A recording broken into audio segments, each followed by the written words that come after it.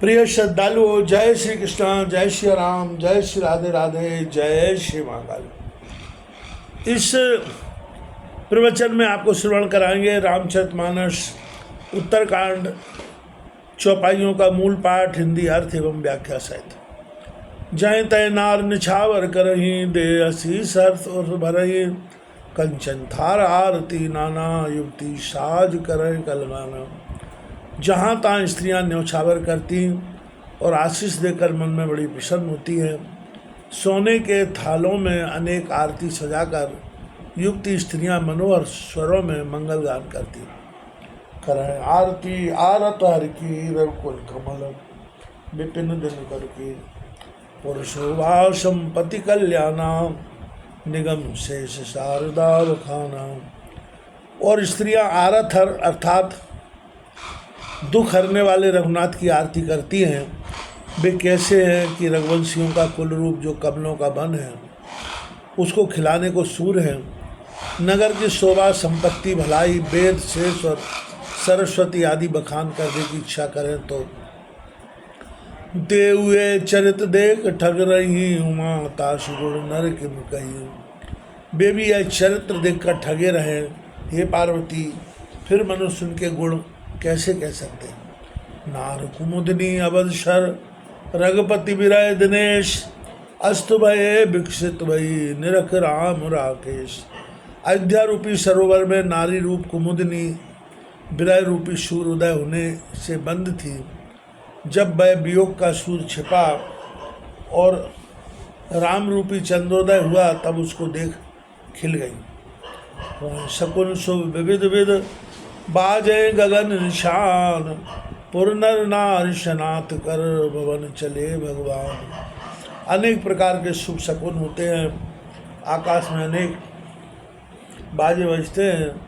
इस प्रकार पुर के नर नारियों को सनात करके भगवान श्री रामचंद्र जी घर को चले।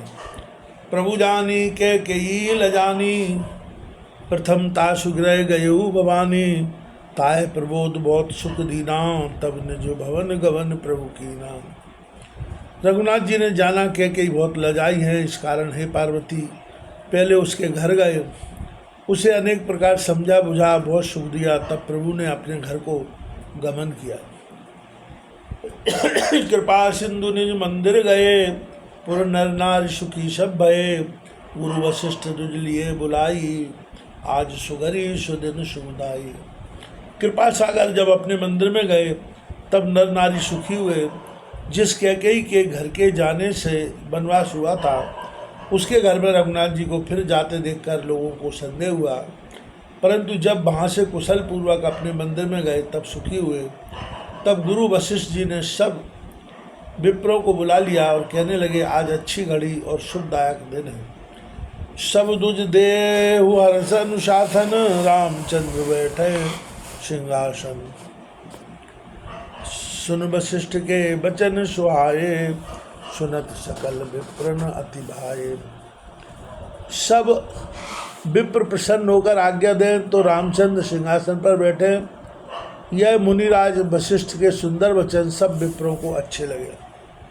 कहाँ है वचन में विप्र अनेका, जग अभिराम राम अभिषेका। अब मुनिवर विलंब नहीं कीजिए, महाराज गए तिलक करीजे। तब वे अनेक विप्र कोमल वचन बोले कि रघुनाथ जी का अभिषेक जगत को सुखदायक है।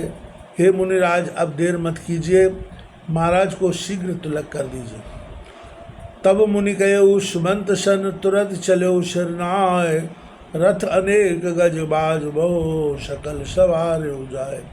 तब मुनिराज ने सुमंत से कहा।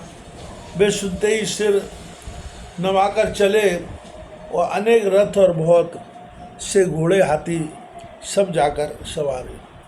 जय तय धावन बैठे पठे, पुन मंगल द्रव्य मंगाए, हर्ष समेत वशिष्ठ पद पुरनायो सिर आए।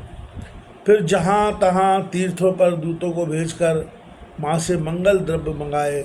फिर सुमंत ने प्रसन्नता से आकर वशिष्ठ जी के चरणों पर सिर नवाया और यह सुनाया कि सब वस्तुएं प्रस्तुत हैं। अवधपुरी अति रुचिर बनाई, देवन सुमन वृष्टि हर लाई, राम कहा सेवकन बुलाई, प्रथम सखन अनुभाव हो जाए। अयोध्या को बहुत सुंदर बनाया। देवताओं ने प्रसन्न फूलों की झड़ी लगा दी।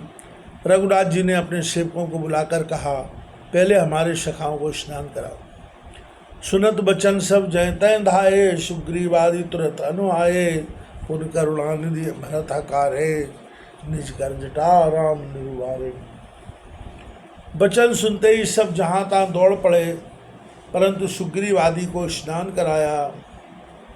फिर करुणा सागर रामचंद्र जी ने भरत को बुलाकर अपने हाथ से उनकी जटाएं खोली।